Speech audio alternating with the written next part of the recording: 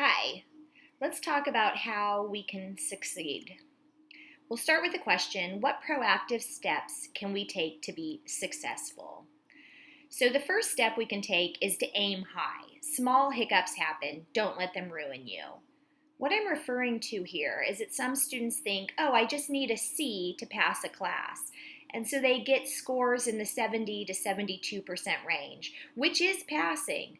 But then if you get a D or an F on one exam, suddenly your grade is no longer in the C range. So aim a little bit higher. No, you don't need to aim for an A+. Aim for a 78. That way you've got some wiggle room if you don't do as well on every assignment. Also, commit to success from the beginning. Decide to have a success growth set mind. College is your chance to start over. Maybe you weren't good in math before, and you don't need to be great or love it, but you need to know and believe in yourself that you can pass the class. Did you miss something in the beginning?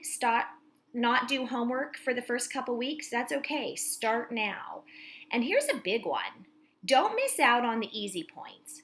We're not necessarily saying they're easy to obtain, but when it comes to online homework and you can redo every problem until you get it right to get 100% in your homework category, if attendance is worth points, if a take-home quiz can be resubmitted, then I'm not saying the work on any of that is easy to do, but it should be obtainable to get 100%.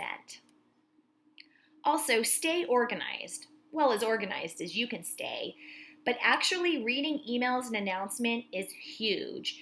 Professors are expecting that you've read and understood an email. They'd much rather get a reply that says, I'm confused on step 2, I don't know what you mean, than to have a student just miss a quiz altogether because they were confused.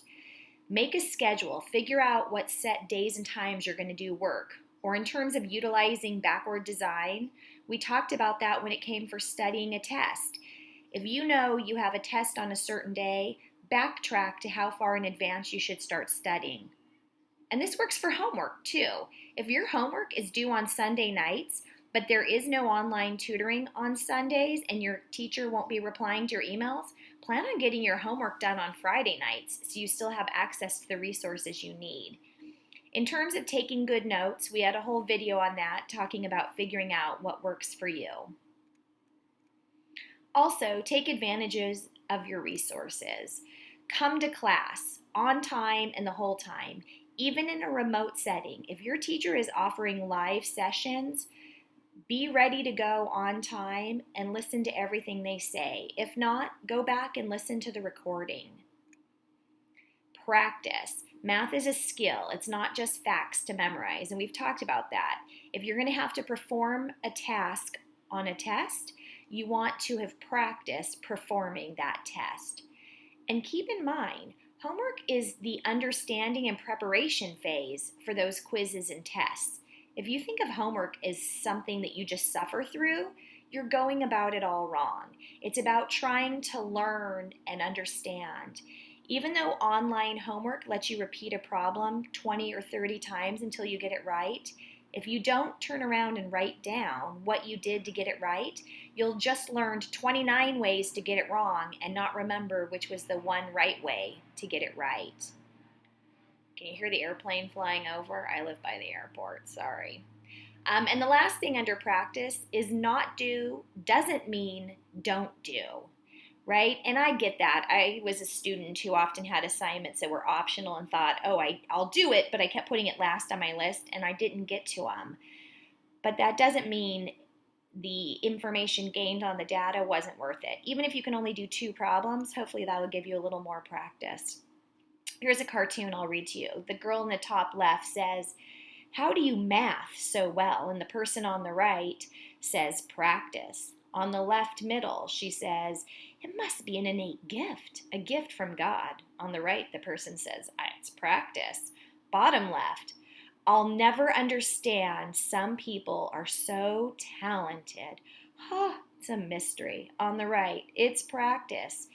In math, it's always amazing to me how many people feel that they're the only person who doesn't get it and that everyone around them understands. It's not that they understand, it's just that they've been working hard. Lastly, find help. Math is a team sport. Stay in constant contact with your instructor. Ask for help if you need. Ask advice on how they think you should study. Their office hours are their time to support you. Classmates are a great study group. I know people are resistant sometimes to join a study group because they feel they're the only one who doesn't know what's going on.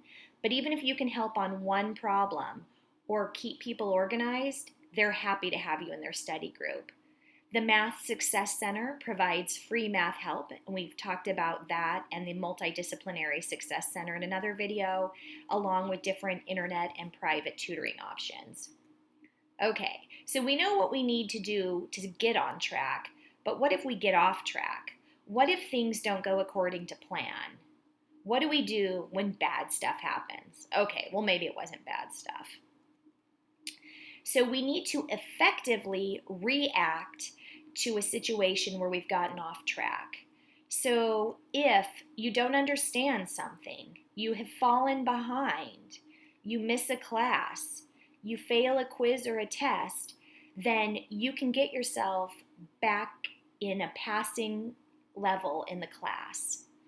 The key is don't give up. College seems like forever, and every class that you throw in the towel, it's one more semester that you're put behind.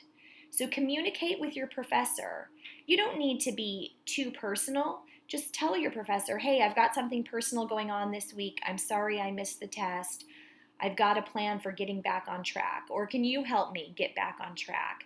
But at the end of the semester, as a professor, if I've just seen a student who missed 2 weeks worth of class and I don't know why, I kind of believe they blew it off. But if they told me, hey, I don't want to share anything too personal, something's happened, but I need these 2 weeks off, I feel more inclined, especially if I see them getting back on track, to give them the benefit of the doubt.